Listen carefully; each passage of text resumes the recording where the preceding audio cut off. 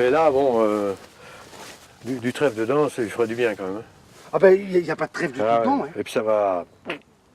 Elle va produire beaucoup plus, quoi. Ah ben ouais. Ici, la particularité de la parcelle est très simple à observer. Il n'y a qu'une espèce, c'est du raigré anglais. Un couvert. Voilà. Donc, c'est un équilibre de fourrage qui n'est pas très bon, puisque les animaux ont besoin de l'énergie dans leur ration et de l'azote, des protéines. Le trèfle apporte un surplus de protéines et avec de l'énergie, et le raigré apporte également de l'énergie. Donc, ça fait un fourrage qui est beaucoup plus équilibré, qui permet à l'agriculteur de nourrir ses bêtes au moindre coût, quoi, à condition de bien l'exploiter. Fumier, c'est un très bon... Surtout s'il est composté un peu, c'est excellent. Et puis ça réactive la vie microbienne en surface. Et je crois que le métier de producteur d'herbe, c'est un métier. C'est comme céréalier, c'est un métier. Et on ne produit pas de l'herbe comme ça. C'est vraiment... il faut être au petit soin au niveau du choix des variétés et surtout au niveau de l'exploitation. Il y en a, il dit, ben, moi je mélange 3 variétés minimum pour avoir l'effet compensation. Il y en a une, c'est pas son année, mais ce sera l'année de l'autre, quoi. Au niveau maladie, il y en a une qui est un peu sensible, pas l'autre, ça y est. Finalement, on écrète les problèmes, quoi. Donc il y a eu une pâture depuis la pluie, là. Non? Hein? Il n'y a pas eu de pâture depuis? Non. Ouais. Ah, ce serait bien, tiens. Passer les bêtes dessus. Ah mais je peux les mettre dessus, hein? Ah ouais, ce serait bien. Donc ça c'est vraiment le règle numéro 1, raser.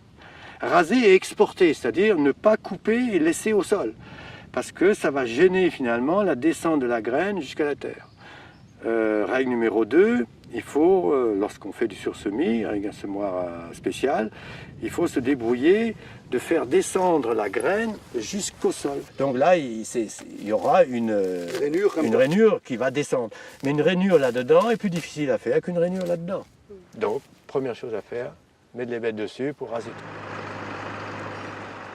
Alors c'est une machine qui permet de faire ce qu'on appelle du semis direct, c'est-à-dire sans travail du sol, aucun, quoi. Donc ce qui permet de faire un sursemis, puisque le sursemis consiste à semer dans la prairie sans la défaire. Au printemps, les bêtes, s'il pleut, les bêtes vont faire des trous comme ça, quoi. Donc on va défoncer sa prairie. Et ça y est, et là on est prêt à refaire. Alors là ça revient cher. Le sursemis, l'avantage premier, c'est déjà la vitesse. L'agriculteur ne s'occupe de rien, puis il fait généralement par entreprise. Et surtout, il n'a pas de rupture de production d'herbe. Sa prairie continue à pousser, quoi. Au printemps suivant, c'est pleine production. C'est sûr, refaire une pâture, ça revient cher. Hein. 1 hectare, ben bon, la préparer déjà, passer le griffon, c'est 30-40 € de l'hectare.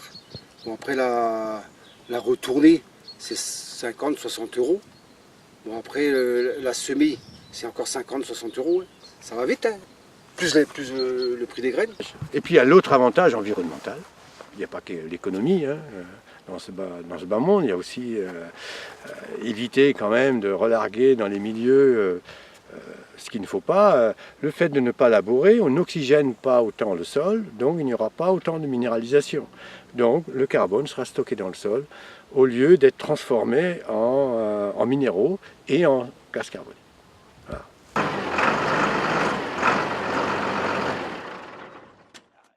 Ici, alors ça, ce sont ce qu'on appelle les disques semeurs.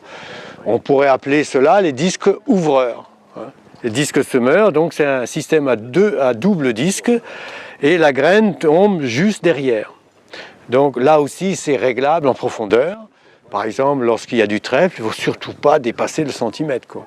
Parce que sinon, le trèfle, il ne sortira pas, quoi. Donc on peut le régler comme on veut, quoi. Et puis derrière ici, vous avez ce qu'on appelle les roues plombeuses, ce qui permet de refermer le petit sillon. Donc la graine va se retrouver entourée de terre normalement, quoi.